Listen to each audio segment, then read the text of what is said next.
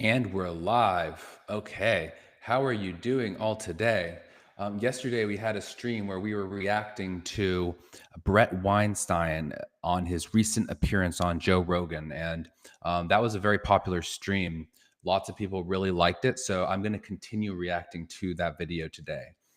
So let's see. I just want to make sure that everything is live and everything is working here. It's not saying that it's live on my channel. Um, oh, here we go. It is live. Okay, we're good. We're ready to get started. And so, just so you know, every video, every major video that I react to on this channel is here and in the sources playlist. So you can always go on my channel and you can find the videos that I have reacted to. Now, for some reason, this is not showing up. I will add it again to the channel. Let's go here. This is it. Target. And so I'm going to go here, save it to sources. Okay, for some reason it wasn't showing up, but it is there. So you can find this video in the future if you want to watch it yourself. I highly recommend it. Bret Weinstein has a lot of amazing insights, especially when it comes to evolution and Darwinism. And these are mental models that can help you think about a lot of things very clearly, even outside the realm of biology. So if you just want to think more clearly, be a more clear thinker, I highly recommend following the work of Bret Weinstein. So last time they were talking about recent political events. They were talking about schisms in the online independent media space. And they were also talking a lot about what Elon was doing, cutting aid or cutting US aid funding and the disruption that this is causing to the establishment. It was a great discussion yesterday, and on Monday I also directly covered USAID and talked about everything that Elon was doing with USAID and all the problems with USAID. This is a really important topic to understand, and so I think it's worth just continuing going down this road. This rabbit hole goes deep, and when you understand this, you end up understanding a lot about how society really works. And you'll realize there's a lot of naive conceptions, there's a lot of abstractions that we take for granted. We think about the world in a way that does not actually reflect its true nature.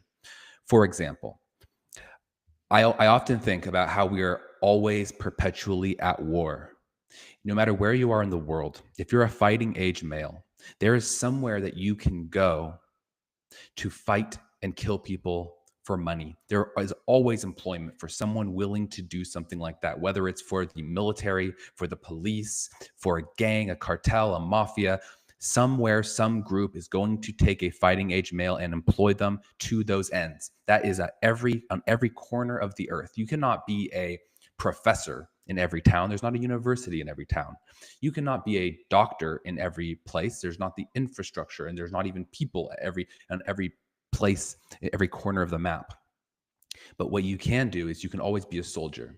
And that is because even though we are insulated in our lives, but we have these great abstractions where where we have this set of morals that we follow, and we think about things in terms of compounding wealth over time and redistribution and being fair and taking care of the poor and all these nice abstractions. Even though we live in a world where we're very insulated from the violence that surrounds us, there is a real sense in which we are always at war. There's a perpetual war going on in the background, and it's just that the common people don't have to think about it. And that's a good thing, because when the common people don't have to think about it, when there's no existential dread in your life that is dragging you down and making you fearful and holding you back, then you're able to focus on better things. And we can create things that people want. We can provide services to each other. We can do charity. We can take care of each other. We can be nice to our neighbors. We can do all these things that uplift each other. But on some level, somewhere in the system, people are fighting, and it's violent, and it's dangerous. And one other example of this is, for men, it's often, going to war. And then for women, there is, in a sense, and I hate to say this, it's a touchy subject, but in a sense, there's always an opportunity to kind of do some sort of prostitution if you are a woman of childbearing age, no matter where you are. And these are like the things that are going on all around us. But we don't think about it that way. Instead, we think about relationships and romance and love, and we don't think about the transactional nature of relationships. And I'm not trying to reduce everything to war and to prostitution, but what I'm trying to paint a picture for you is that we do not perceive the world as it exists. It's way more complicated. And there are a lot of illusions, and there are a lot of tricks to make us feel a certain way about the way things are going. And that's just not how it works under the hood when you really look in deep into the system and audit it. So this is an amazing opportunity for us to really understand how the United States works and how power works in society. And this is a lesson that is beyond any sort of politics. You don't need to be political to be interested in this. This is a complex system, and we're seeing the behaviors that emerge in the system. And this is just useful for us in all facets of life. We can take what we learn here and we can apply it to many other fields. So if you're interested in truth and you're interested in understanding the world, this is a topic, regardless if you're left or right, this is a topic that you should be very concerned with, and you should really be interested in this. And Bret Weinstein, he's like formerly left-wing guy. Now he leans more right-wing, and so he's a really great person who also understands the Darwinian thinking, which is a super powerful mental model. He's one of the most knowledgeable people in this particular domain, and so it's going to be great going through and reacting to this conversation with him. We're going to learn a lot, and I will provide my commentary and just a little bit about me. I do streams every day, Monday through Friday, and I talk about this kind of stuff. I talk about technology, I talk about politics, I talk about the intersection of these two things, and I like to do controversial stuff and debate. And so if you like that and you want a lot of content, please subscribe. I'd love to I'd love to continue making videos for you, and leave comments. I respond to my comments, and like the video. It would really help. I'm a new creator, so I would really appreciate it. All right, now without further ado, let's watch this video.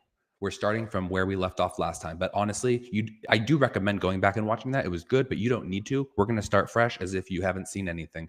So they should be talking right now about US aid and that kind of stuff. So let's dive in. Right. And we have to realize that there are programs that benefit people greatly and are really good for the entire country as a whole. Absolutely. And that's like the problem when you like, if you're a left progressive person, like we both sort of until a while ago, and then all of a sudden if you don't want to lose your own ideas about what's important and what we should contribute to with our tax dollars, because like I think we both agree that there's a lot of good in taking taxes and providing social safety nets, providing food for poor people and homeless people, like helping people, welfare. All these things are important for like to not have people starving on your fucking streets. Like all that stuff is like, if we're going to have a community, which is essentially what a country is supposed to be, an enormous community, we have to support the members of our community. We just have to being disguised ruse in order to gain political power. Yeah. So what they were talking about last time is they were talking about that as you roll back, they were saying it's really great when we're now going and auditing these programs like USAID. We're finding the corruption and we're rolling it back. And the issue though is that there is a potential for rolling back too much. So when you get excited about tearing things down, it's easier to destroy something than it is to build something. And this is a fundamental almost law of nature. There's an asymmetry in to, like, for example, to clean your room is very difficult, but to mess up your room, if you just go and throw things on the ground, that's very easy. So building things is harder. So we do need to be careful not to overreact and to destroy everything that is even closely, that is in any way associated with some of these corrupt things. We need to think about things on a case-by-case basis. But one thing that I will say is that there's always going to be false positives and false negatives, and if we are auditing ourselves and holding ourselves to account, sometimes we will shut down good programs because you can't always have perfect judgment. But the issue is that if we never are willing to go through that pain, then it's going to just give license to those that are exploiting the system to become increasingly brazen. And they are going to overall, the aggressive grifters in the system are going to crowd out the good actors until they compose a super majority of all participants in the system. And that's very dangerous because basically, and Elon was making this point.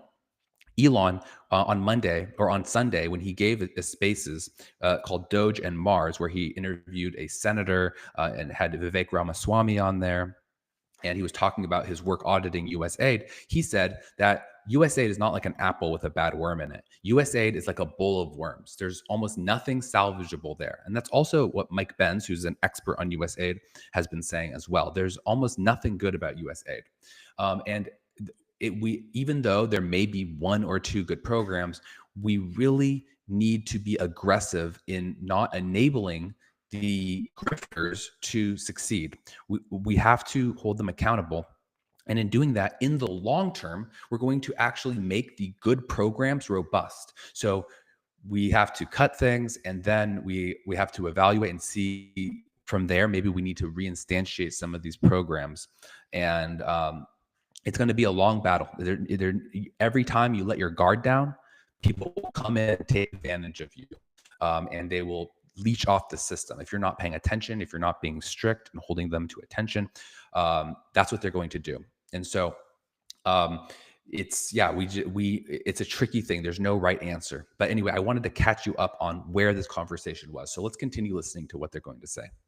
You may remember years ago, I used to say that I want to live in a country so good that I get to be a conservative, right? I'm a liberal because there's a lot of problems with the way our system works, but the objective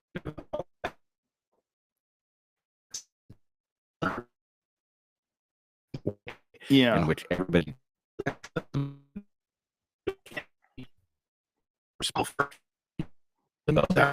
literally the rising tide lifts all boats, which should be everybody's thought process. Yeah, a fair system in which everybody starts out with the tools that allow them to take advantage of the market. That's great. And I want a system in which people have money to spend and are motivated to become unlazy. I don't want people profiting from destroying opportunity for other people. But I had a system that was like that, and everybody had the tools to utilize it, then we should want as little intervention as possible. Yeah. Wild times. Just wild. Like, what a fun time to be alive. It just feels different.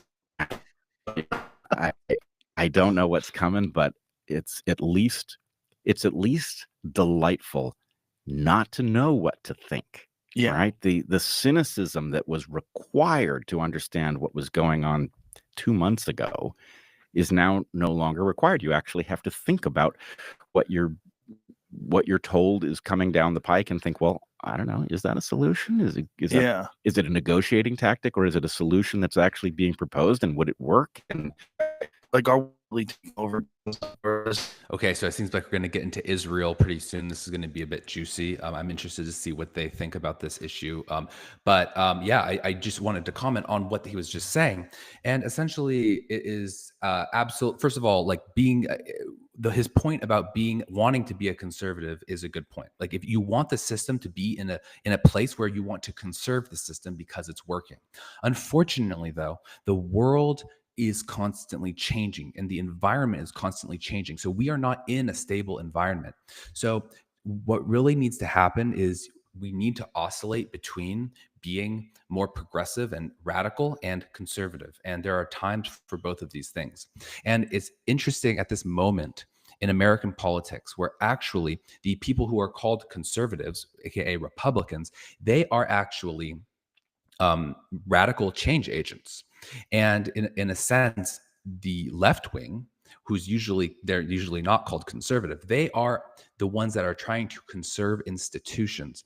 And so this is really a flippening, as they call it, where things are really flipping around. And I've always thought of left wing people as being more conservative than they like to think.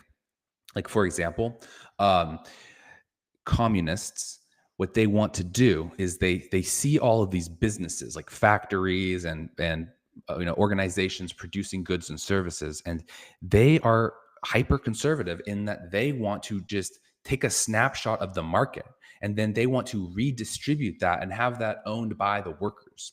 And that's, in a sense, very conservative, because they are not trying to do new things. They're not trying to enable creative destruction in these market-based processes. They're trying to take what's there, maintain it, and redistribute it. It's almost like they believe that the issue is not what exists. It's just the only thing is that the distribution needs to be fixed. And then as long as everything stays the same, they're essentially happy. And maybe they can give lip service to innovation and how this could enable innovation, but they're not fundamentally serious about that. And they're more concerned about taking the system as it exists and just tweaking some details about who owns it, rather than creating new systems, which is what people who advocate for capitalism markets tend to focus on.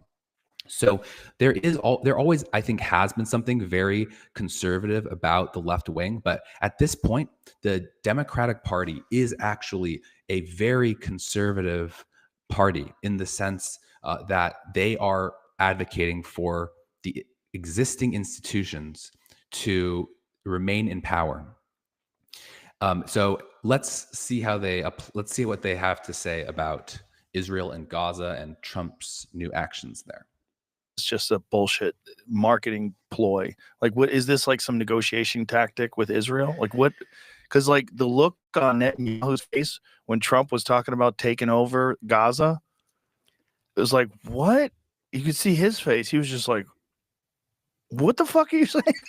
I have to say, I almost feel like it was worth the price. I am really interested. I actually don't know what Bret Weinstein's view of the Israeli-Gaza conflict is.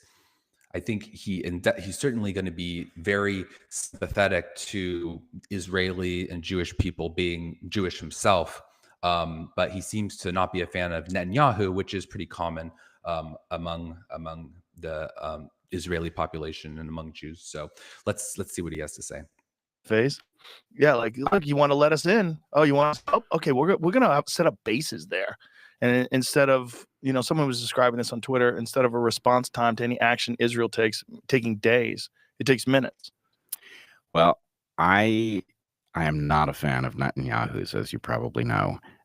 My sense is that the relationship of Netanyahu to the Israeli population is more or less like the Biden administration to the U.S. population. Well, they were not on the same team. Even more against it, because they were protesting in the street, hundreds of thousands of people up until October 7th. That was one of the reasons apparently why they think they got their pants down, or they got caught with their pants down in October. They had so many troops were around the protests. So they had hundreds of thousands of people protesting in the streets because Netanyahu was trying to expand his powers. And this just so happened to put me back in charge.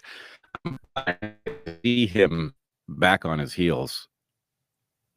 That was a good sign. Now, I am, of course, concerned about the idea of, I'm not even sure I know what I heard, right?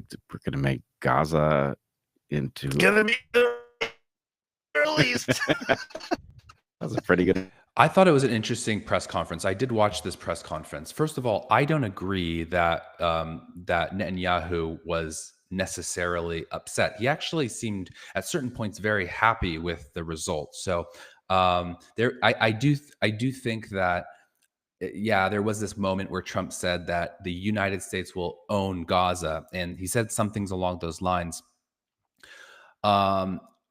And maybe he had a bit of a reaction. That is a weird reaction for sure. I mean, it's a weird thing to say, and so I'm not sure how much he doesn't like that idea. That's not clear to me. And it's also, I guess I'll also say, it's also not clear to me that he's not popular within Israel. I know there's a lot of controversy surrounding him and certain laws that he's broken and the way that he has affected the balance of power in the government. And so there's like this question about the power of the judiciary versus the like the executive branch. And, he's in potentially a lot of trouble once he gets out of power. All that is true, but at the same time, I mean, he has had a very long reign as the prime minister, and is in. It's not. I guess he is facing a sort of existential threat, but on the other hand, he has been able to enact policies that have had broad consensus, and I think that overall, like what the Israeli people are most upset about is the fact that getting back the hostages has not been the number one priority. And um, and then the other thing is this judicial reform issue. And there's maybe some crimes that he is being prosecuted for or investigated for. And the combination of those can make people have a relatively unfavorable view of him as a person.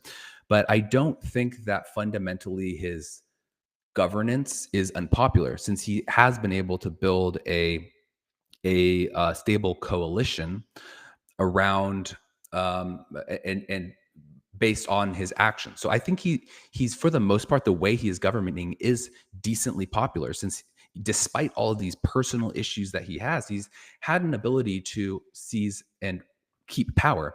And I think he has a lot of credibility. And I think what Israelis need to be careful of is there might be someone in the government who talks a good game and says the things that they want to hear more so than what Netanyahu says. But Netanyahu is way more experienced in dealing with the Americans and with people, all parties internationally.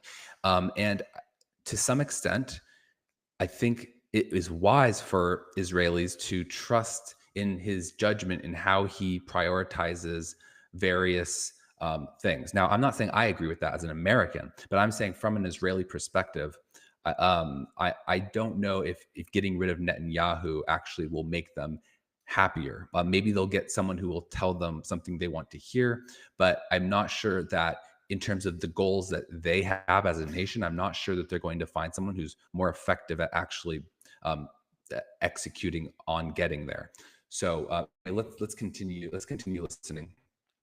One other thing I would say is I thought this was a very weird, press conference. First, I saw all these headlines on X where people were saying that the U.S. is going to put troops into Gaza and own Gaza and develop Gaza and turn it into the Riviera and all this stuff. And so I listened to the press conference, and I could maybe I should do a reaction to that some other time. And it was interesting the way that Trump was talking about this. He was almost dancing around the issue and not speaking clearly. A lot of the things he said were borderline incoherent. And so he would say stuff like, yes, the Palestinians, they're going to go somewhere else and we're going to build something somewhere else. And they're going to want to do that, and we're going to pay for it with other people's money, so we're not going to pay anything. And he was kind of like almost putting it. He was describing the scenario, and to some extent, it almost felt like he was not directly addressing a lot of the questions that people had. He was dancing around it, and he was also, how should I say this? He was basically framing it in an unrealistic manner. He was saying things that just don't seem like they're going to happen, like having other countries pay for it. For example, putting that qualification, saying the Palestinians will want to go to this place. They won't want to go back. We're going to find, territory in these other nations, and other countries are going to pay for it, just like Mexico would pay for the wall, etc. Like, he was going through all these things, and this is not going to happen. So it's really hard to make sense of what the plan is if you take for granted the idea that this stuff is not actually necessarily going to happen the way he said it. Like, what is the plan B when some of these things don't work out? What does he go to next? That was not clear. And then he would intentionally not answer certain questions. Like, somebody asked him, will there be Israeli settlers that come into Gaza after the Palestinians leave? He didn't answer that. He pretended not to understand the question. And there were a lot of other things where I think a very strongly pro-Israel position would be that, yes, Israel can come into this. He could just say that. He would say, yeah, Israel could just come into this into Gaza and use it after the Palestinians are out, and stuff like that. And he didn't go that far. But what he also didn't do is, obviously he didn't do the most pro-Palestinian version of the plan either, which would be to just basically tell Netanyahu to fuck off. That would be super pro-Palestinian, and super pro-Israeli would basically be to say that, yeah, why can't Israel go and manage the situation themselves, and we'll help them. We support them. We have their back. They can do what they want. We are supportive. They have the right to defend themselves, etc. Right? He didn't say that, and he didn't say the other thing. And the interesting thing is, I need to do a little more investigating into the situation. But what it seems like happened is there were some prepared remarks, and I don't know exactly how these remarks were written, but it seemed like Trump was reading these remarks, and that had more of the stronger language about developing Gaza and doing all of these things, and then he may what he does when he reads, then he'll go off script. So what I think happened is, I think that there was a written plan that was very pro-Israeli, probably influenced by Kushner and other people that are pro-Israeli in the Trump administration. I think they wrote it. And then I think that he ad-libbed a few things, and those were the relatively incoherent statements, like, we're going to own it. And just the way that he said some of these things, like, I don't think anyone wrote that down for him. But he said those things when he was at the podium and he was speaking.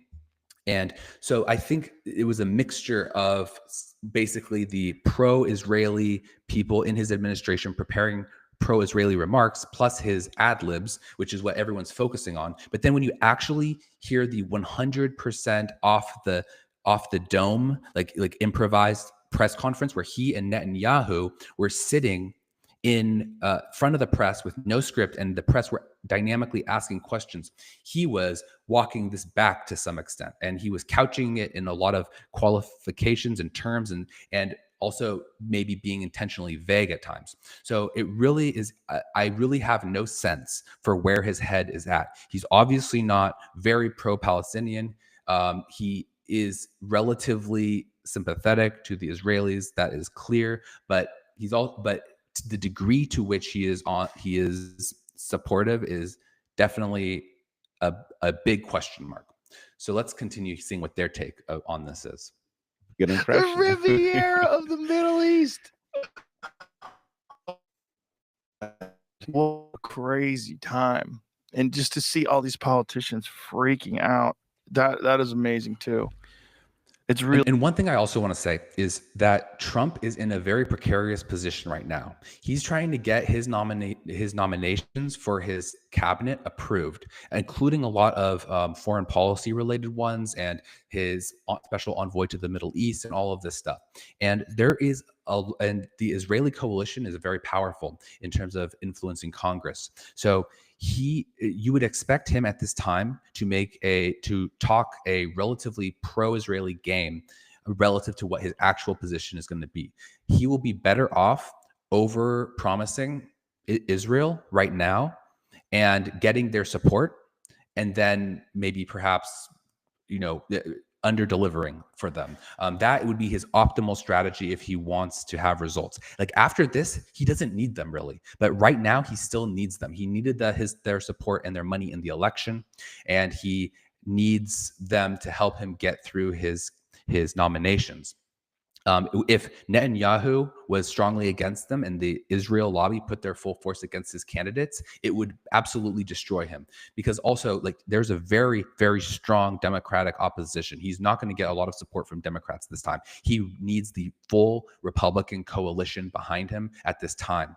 And later, he doesn't need it as much. So we also have to keep this calculus in mind. That's not to say he's not genuine in what he's saying, but you have to think about the power dynamics of this. And there's no reason to believe that he would be in any way less pro-Palestinian, when he wouldn't be presenting himself as pro-Palestinian right now. If he was, that would be strategically bad.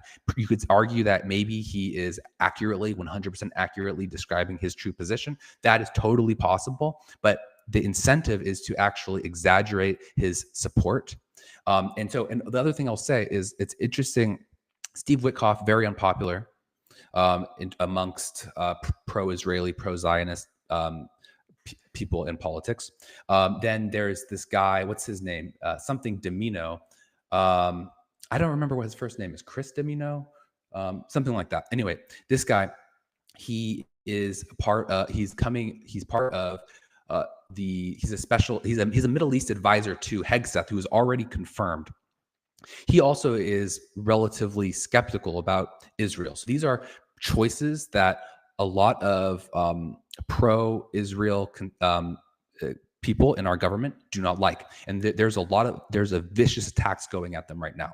So what he would want to do strategically would be to make the Israelis feel comfortable with him so that they don't mount an opposition to these candidates. But if you look at these candidates' positions, you see that they are not just full, they're not going to give Zionists full license to do whatever they want. They're going to push back. They're more of the quote unquote America first, in the sense that they're thinking about America's interests and not as much considering what is in Israel's interest. They're not, you can say that they're the same, you can have that debate, but they don't believe that that's true. They're looking at America as a distinct entity with its own interests. And so I think there's a very large coalition within Trump's, or there's a large portion of Trump's coalition that is very skeptical of Israel. And there's also a very large portion that is very pro-Israel.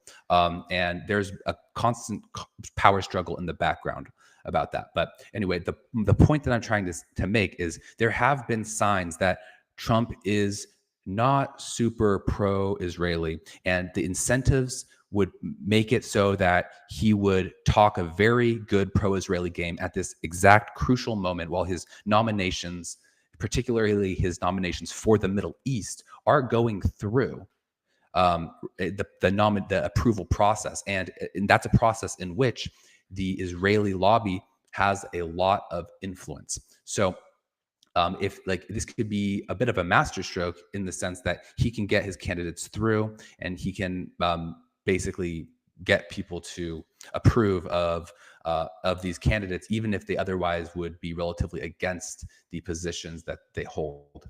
So I'm not trying to, make him seem to be like a 5D chess player or something. I'm not trying to exaggerate how smart he is or how much he's thinking ahead, but these are the things that go through my mind when I'm analyzing the situation.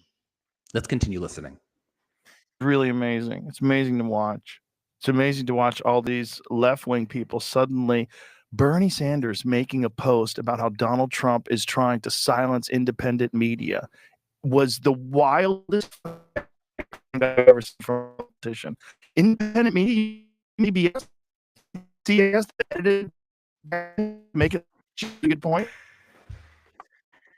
And then yeah, but the thing is, you have to understand, like, Bernie Sanders is not in any way in touch with reality. He is very old, and he has no idea what's going on. Like I remember my grandfather, he would not use the internet. And like, he knew about the internet, but like all this stuff was going on the internet, and he basically he was just like, I just don't know about that. I just don't know what's going on. And it was like a whole world going around him, and he had no conception of this. And I think there's a lot, the degree to which politicians are in that same camp, because these people are all very old. They're very old. And they do not understand the degree to which things have changed. They're still tuning in to the media, and the media is putting forth this narrative like, oh yeah, they are independent of the government, therefore they are independent media. And these old politicians still believe it. And so one thing I've been kind of thinking about since yesterday is a lot of people are saying that Elon Musk is doing a hostile takeover of the government. That's not actually how I see it. I don't think this is a hostile takeover. And I talked about that a little bit last time as well. But there's another reason. I actually like to conceptualize this as a very different situation.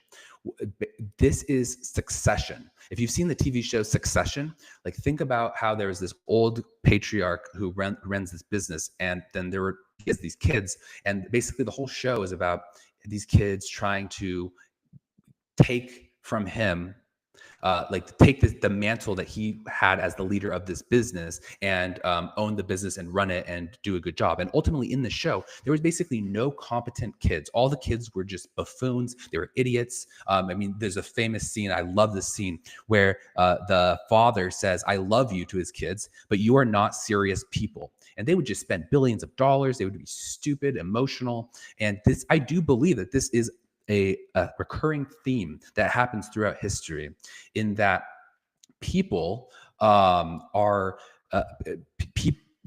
when you're looking at who can inherit what you have built, it's very hard to trust that this next generation has what it takes, because in some sense the next generation is always coddled by the success of the previous generation.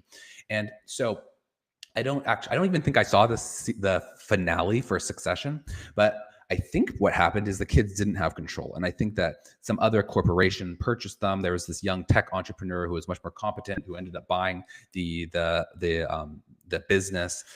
And that's often what happens, is you actually have to find someone who's going to competently run the organization. And that's who you have to hand the keys of power to. And what you want, if you love your kids, is you just give them a stake in it so that they can now benefit from the good work that this other person is doing who's way more competent than them. And essentially, what we're seeing is this is a messy process, and it's an emotional process, and people fight, families fight over succession. And what we're seeing now is this generational succession in government. So there is this like gerontocracy of like Trump and Biden and Bernie Sanders and all these very old, Nancy Pelosi, all these old establishment figures who maybe in their day had some sort of contribution to American exceptionalism. It's hard to kind of say now, but some of them certainly did. And they have been seen as leaders for generations. There is some way in which you need to respect that. Out of all the communities in our country, people have elevated these people as leaders. And you can say there's adverse selection and not the best people become politicians. I would agree with that, but they do deserve a certain level of reverence and respect. But the thing is that fundamentally, this is like our parents and our grandparents, and they're getting too old. They are losing touch with reality. They don't really know the nature of what's going on. They basically created a prolific propaganda machine, and they have now consumed that propaganda. They infiltrated the independent media in this country. They propagandized it, and they wouldn't admit that it was propagandized, and they forgot the fact that this was propaganda running through the system. Now they're watching this and they're believing their own bullshit, and they have less mental faculties, and they have less of an ability to actually fact check this and be skeptical, because these are the institutions that they grew up with, that they helped grow, and they're not plugged into the internet. They're not plugged into true independent media. So they are living in an illusion. They're almost collective sort of cognitive decline. And so now what's happening is we are having a generational succession from the kind of the boomers, but really the greatest generation, or is it the silent generation? The silent generation, sorry. From the silent generation to Gen X taking the mantle. And so Elon is Gen X. He's a tech guy. He's way on top of it. He is their best. He is our brightest. He is like our son. Like as a nation, he is like the firstborn. Like I'm not saying it has to be a firstborn, but like the archetypal firstborn son who is competent and can take care of the family. That's where he is. I mean, he seems old at this point. Like you can think he's like, well, how old is he? But on the scale of an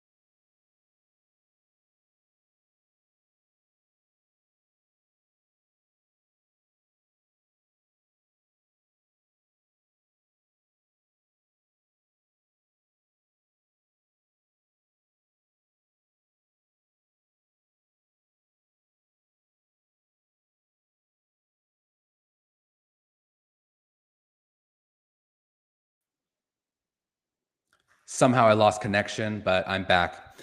Anyway, it's raining, so I think my Starlink lost connection.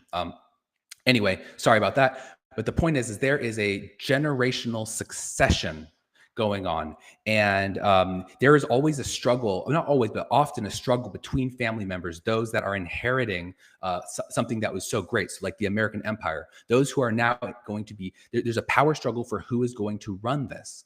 And so there are these people who kind of followed in the footsteps of their fathers, such as like the people that are running, like the younger people that are involved in these democratic institutions like USAID and the legacy media, and they are now fighting it out with the kids that went their own path, gained competency, and now are the rightful heirs to run the nation. And it's going to be messy because there's going to be a fight over who holds the keys and who gets to be in charge going forward. But the thing is if you're going to go up against a fight, you better be ready to fight. And the most competent person often wins. And so I to some extent, you can see that this next generation is, they maybe are biased in favor of the people who are less competent because they're playing to their biases by doing things the same way that they have always been done. But I think at the end of the day, they're going to let up the pressure and they're going to see that there are certain people in our society that are fundamentally more competent than others. And people like Elon Musk should be someone running things because he has demonstrated extreme competence. And so, at the end of the day, I think that a lot of these elders that are in the government will let up. They're going to give in to him and he is going to dominate. And nobody is going to work as hard as him. Nobody's going to push as hard as him. And they're not going to be able to stop him. Let me just double check that this stream is actually working because I had this connection issue and I don't want to be doing this whole stream if it didn't work.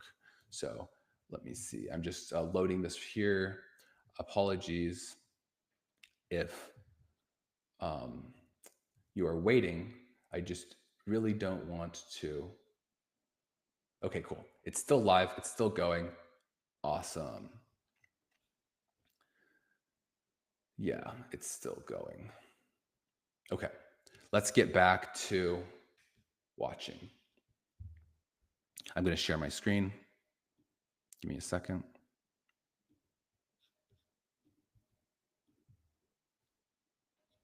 Okay, let's continue watching. And I don't know if you caught Alex Soros reposting this claim that basically you have an unelected cabal wielding power. I mean, that's you. Yeah, that's you, Alex. That's your dad. This is crazy. Yeah, it's wild. Alex Soros, I don't understand what the hell is up with that guy. He's like blatantly, it's ridiculous. He is not like his father. His father is a very well calculated man, very intelligent. Alex is careless, brazen. He's literally, if you don't, you may not be aware of this. So George Soros, everyone talks about George Soros. He is a prolific investor. He has a very interesting story, a very smart guy, and he has funded a lot of political groups in the US and abroad. And he's a big player on the international stage of politics. So he's very controversial. A lot of people don't like him. He's considered to be left wing. So people like Elon have said that, like Elon said, he wants to be the George Soros of the right. And people have long criticized him. And I think rightfully so. He deserves criticism. But his son, so I don't know if I think he's still alive, but he's like old as fuck. And his son is basically now taking up his mantle. And this is another story of succession in a sense. And his son just is not the same, not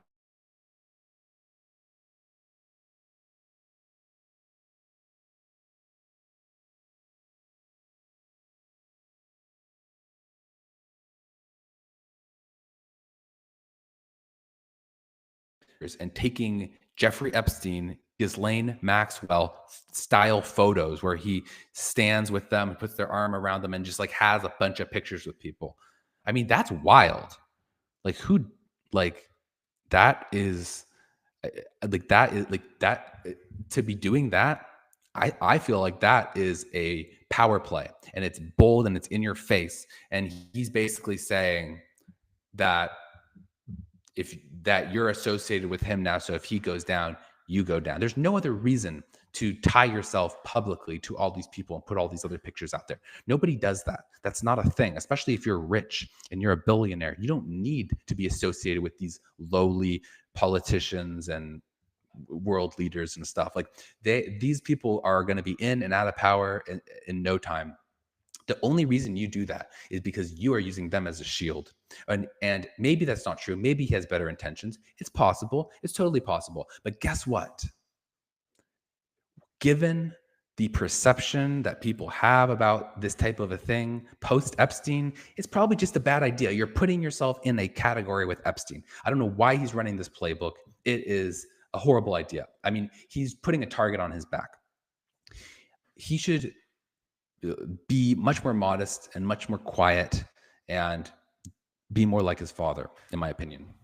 But yeah, it's wild that someone who is his family is responsible for so many secret plans to alter, pull strings of power behind the scenes. This is objectively true. The fact that he would be complaining about people pulling strings of power behind the scenes, it's super hypocritical. And not only is it super hypocritical, but he's also married to like Huma Abedin, who is older than him, I think, which is kind of always interesting. I'm not trying to shame them, but that's a bit interesting that she's older than him, and like she's also associated with this kind of stuff. Like with kind of, there's a lot of people who group her in with some of the most shady activity that the Clintons have done. And that may or may not be true. I have no idea. I'm just saying, like, the perceptions of this are like, it's a PR disaster waiting to happen. And it's just a big red flag. The fact that he wouldn't foresee the error in presenting himself in this way. I'm not saying he shouldn't marry who he loves or whatever, but it's just all very weird. And yeah, it's super hypocritical for him to criticize this kind of stuff when he's done nothing. He's built nothing. Nobody's impressed by him. Nobody likes him. There's nothing likable about that guy at all. Elon is completely different. He should not be criticizing Elon. Elon is a generational leader and genius and entrepreneur. They are not in the same category. Let's keep watching though. Yeah, no, it's you haven't addressed any exposed corruption. All you're talking about is the horrors of dismantling this amazing organization. What about all the shit that they've uncovered? There's not even a counter argument. Like, no, we need to fund talking about. We need $200 million Starbucks Keurig cups. What? Well, I mean, again, I said a lot of stuff over the years about the fact that our civilization had become a racket. Yeah. And the fact that we were living in the era of malignant governance, and that basically I'm concerned, as somebody who believes in good governance, that there's almost no component of this that you couldn't remove and create an improvement. But that's not right. We govern as lightly as possible, but we do it really, really well. And an era in which you can cut off any limb and the patient gets healthier, that teaches the wrong lesson about governance. It teaches the lessons that governance was a mistake to begin with. Right. So it's a big weekend. Get in on the action of the big game and UFC 312 at DraftKings Sportsbook, the official sports betting partner of the through this. We don't need to listen to the ad. Fair use. We're reacting to this. Wow, these are long ads. Oh, interesting. It's not going forward. Huh. Wait, I think I went too far. Oh, wow. Here is the ad. Here we are.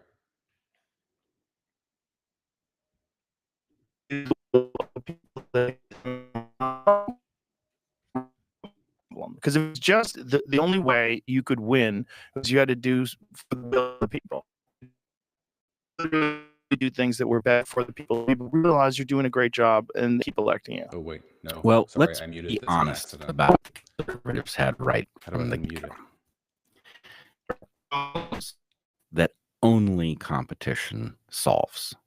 There are other problems that competition in something like a market is not well positioned to solve, but there's certain problems that there's no second best. It's only competition. And so when we talk about the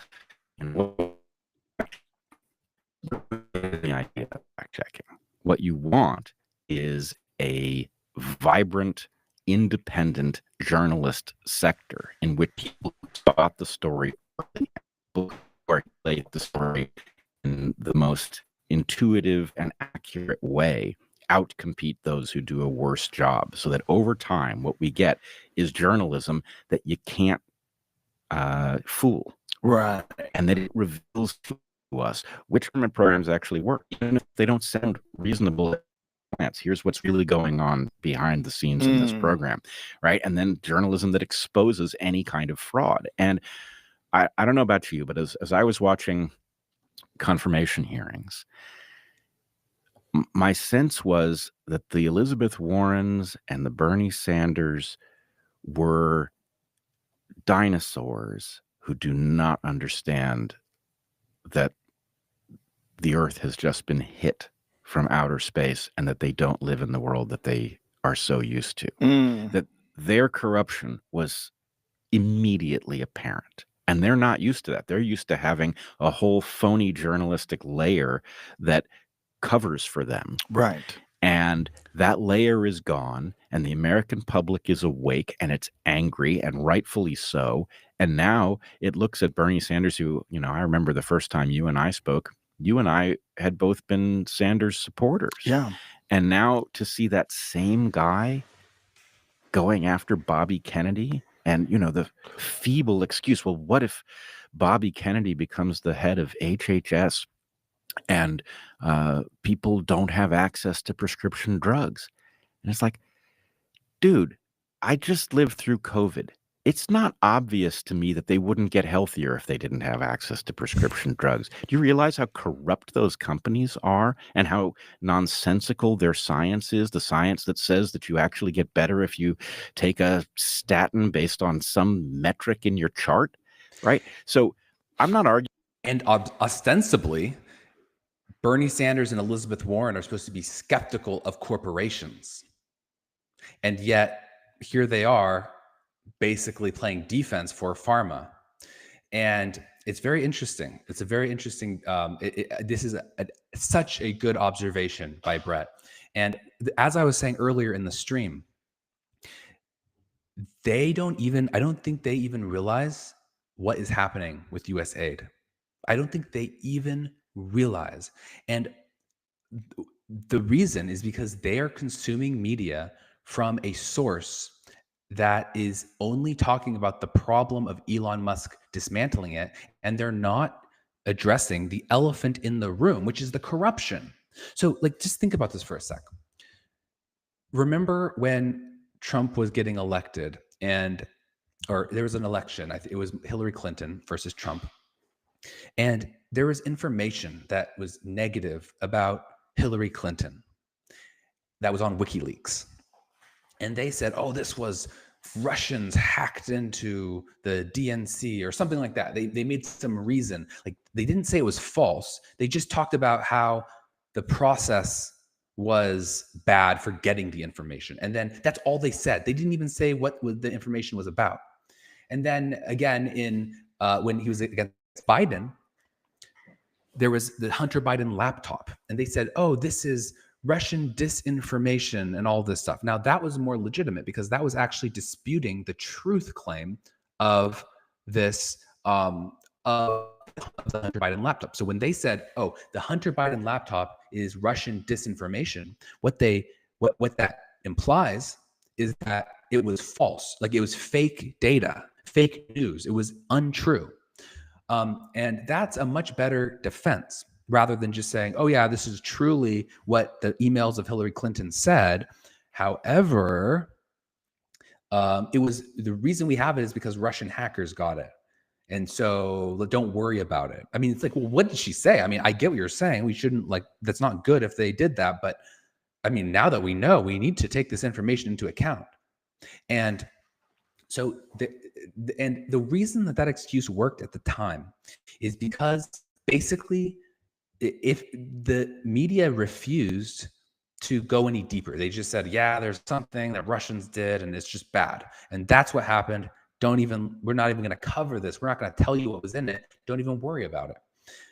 But that doesn't work anymore because the internet has grown in its relevance in political discussion, and everyone is way more plugged in now. And there are news networks and information networks online that are bypassing traditional media. And the traditional media, who basically ignores things and doesn't look into them, that is only consumed by a decreasing and ever decreasing portion of the population.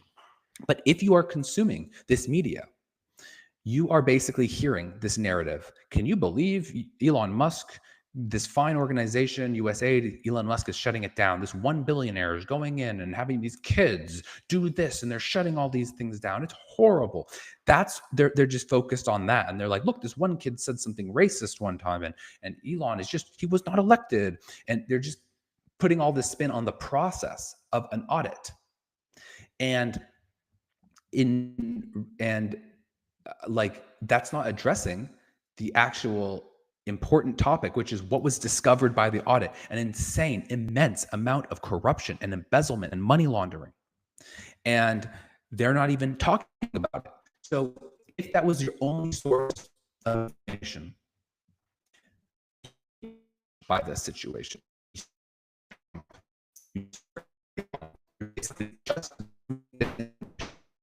and you're just seeing how he's just ripping up these things. And they're like, they're ripping up USAID. And you're like, what is USAID? And you're like, they do different things with aid and whatnot. And they don't ever get into what was discovered. You just talk about the procedural issues. And by the way, there's not even real procedural issues. It's like these procedural nitpicks and more, they're playing more on people's cultural issues. Like this one conservative guy now has access to the treasury.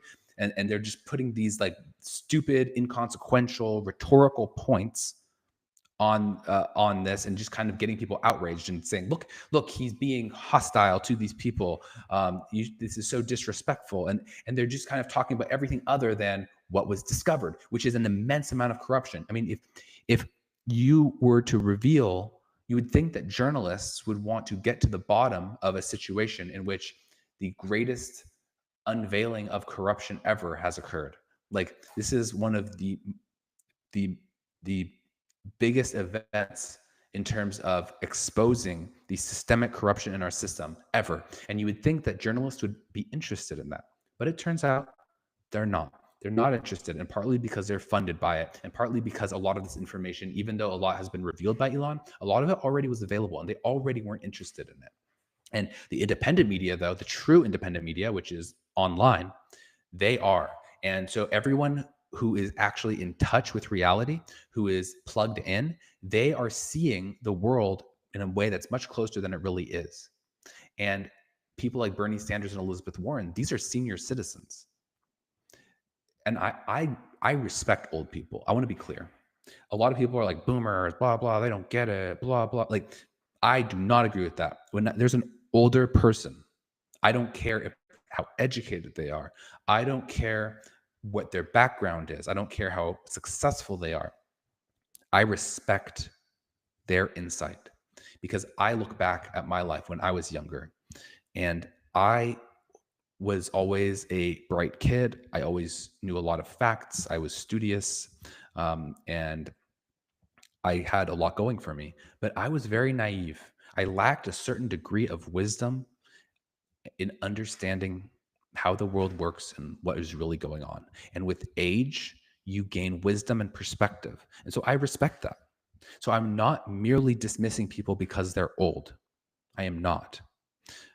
I'm saying at some point, a succession of power is needed. One generation does need to retire. There are mental and physical limits to your ability to rule. And we want the best and brightest from this next generation to take up the mantle. And that's Elon Musk and people in tech. That's the shining spot in American exceptionalism. And but it's just a matter of fact. Even though these people are wise and old, they lack information. It's just objectively true. They are consuming information from the wrong sources, and they are listening to people who are either have bad intentions because they are part of this corrupt system, or are also just deeply misguided because they are being tricked by basically the propaganda, which most people don't consume, but some people do. And the people who consume it are the people who produced it. And this is leading them to, it's like an Ouroboros, the snake eating its own tail. It's like a self-referential feedback loop of insanity. So like, think about when you're in like a death spiral, like every moment, every time something goes wrong, then that triggers something else that's even worse. Like, imagine you're running a company and the company is in debt. Then you default on the debt, and then you have to sell the assets. And so you sell the assets, but now you have less income. And now you have to declare bankruptcy. And then in order to declare bankruptcy, you were fudging the numbers. And so what you had to do was you had done something, and now they investigated the books, and then they realized that you did something wrong, and now you're facing prison time. And then basically you're so stressed, and now your wife leaves you, and then all your friends turn on you, and then you commit suicide, right? That's a death spiral. And why?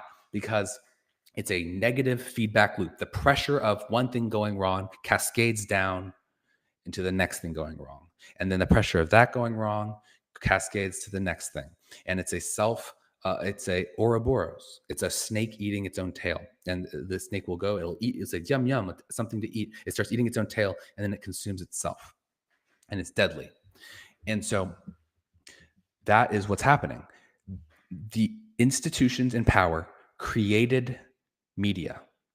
They created propaganda in these media institutions. Maybe at one point these institutions were credible. I can't speak to that, but now they are not. And over time, those in power infiltrated these organizations and used them as propaganda outlets. But the messaging was that they were honest. The messaging is that they were trustworthy, that they were independent media. And the problem is that maybe some people know what's propaganda and what's not. I think at this point, nobody really does.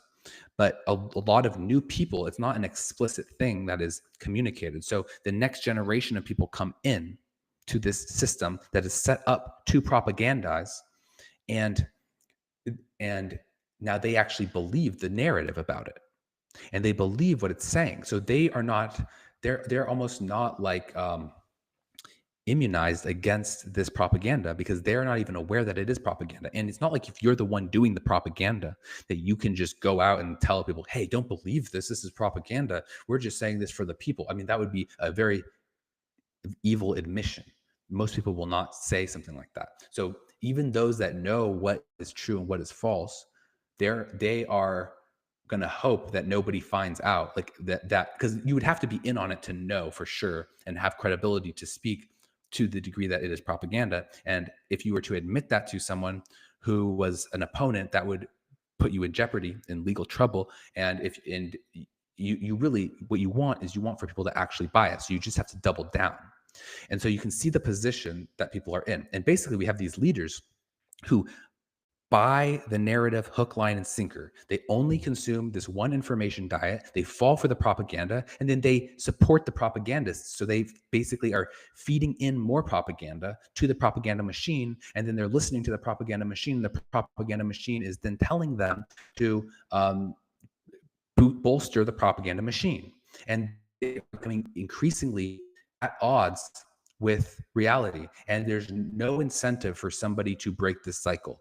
The incentive is to simply exit the system, because it is not salvageable. Everything is going to go down. The whole ship is going to sink. It is beyond corrupt. It is beyond unacceptable, the degree to which mainstream media lies. It's unfathomably unethical. And so what's going to happen is that people are going to, it's going to collapse one day.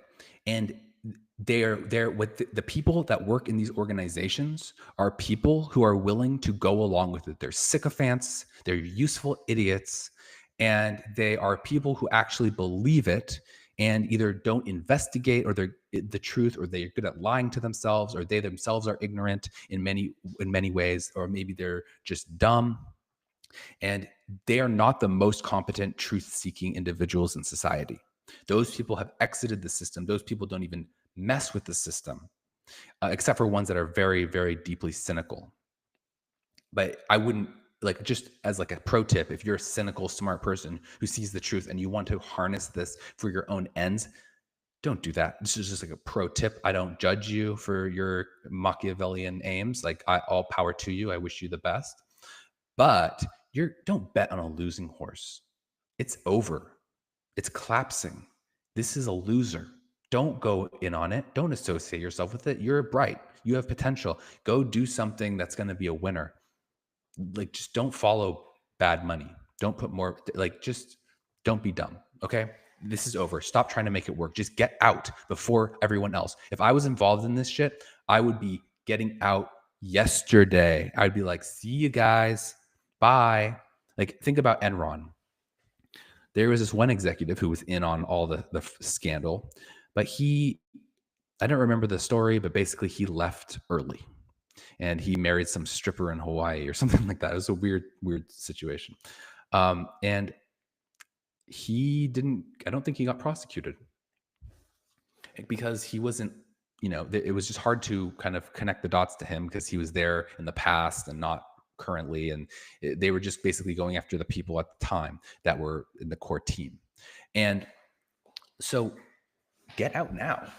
Like, don't be the last person to leave. Like when there was this fires in LA in the Palisades, people were not leaving their home. They were like, oh, we'll leave later. And it's like, that's so stupid. Do you realize what's going to happen? Everyone's going to try to leave at the same time. And if you're the last person to leave, you're going to be blocked in traffic and you're not going to be able to leave. And so what happened is that is exactly what happened. I said this at the time, and that's exactly what happened. People had to abandon their car and walk out of the Palisades because once people started abandoning their cars due to traffic, then other people saw there's no chance of driving, so they abandoned their cars, and it just became a giant wall of cars, and nobody could drive out of the Palisades. So this is also like how like bank runs work, and this is how shortages, like there was toilet paper shortages during COVID. That's how that worked too. So like, you don't want to be the last person to panic, or you don't want to be the average person to panic. You want to be ahead of the curve. So if you're in, get out. Just get out. Do something different. It's over. It's over.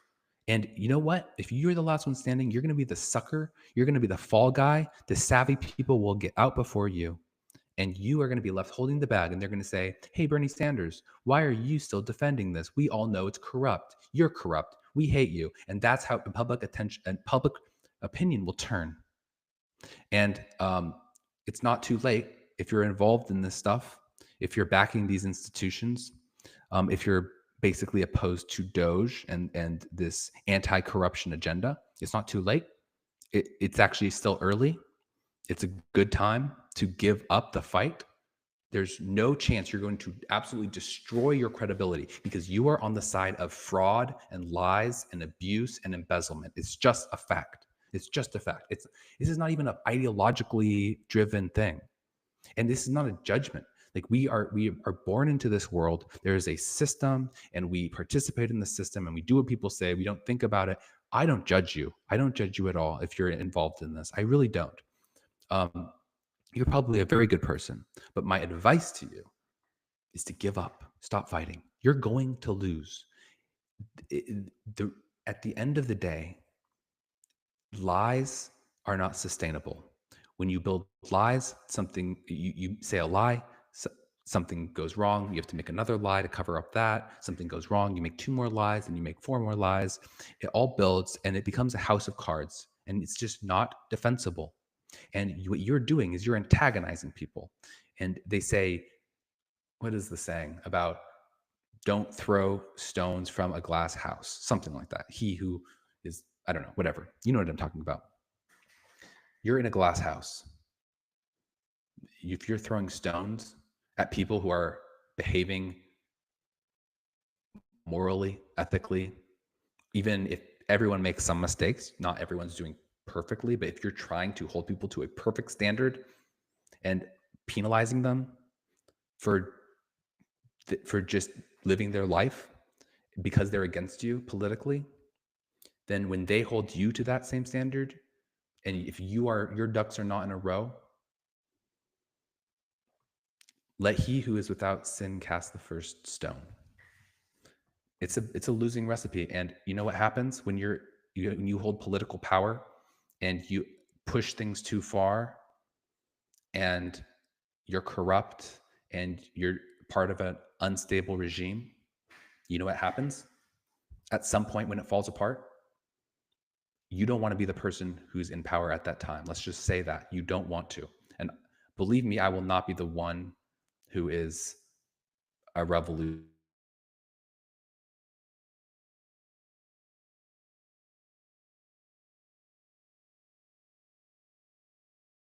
Collapses. You want to distance yourself.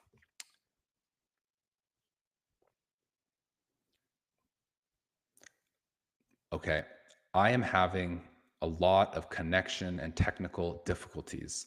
So I am going to actually end the stream here today.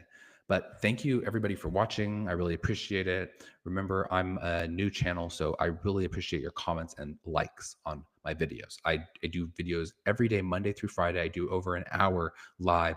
So there's so much interesting content that I cover. If you like more stuff like this, please, like and comment and subscribe. Subscribe to keep up with all of my content. Thank you so much. Have a great day.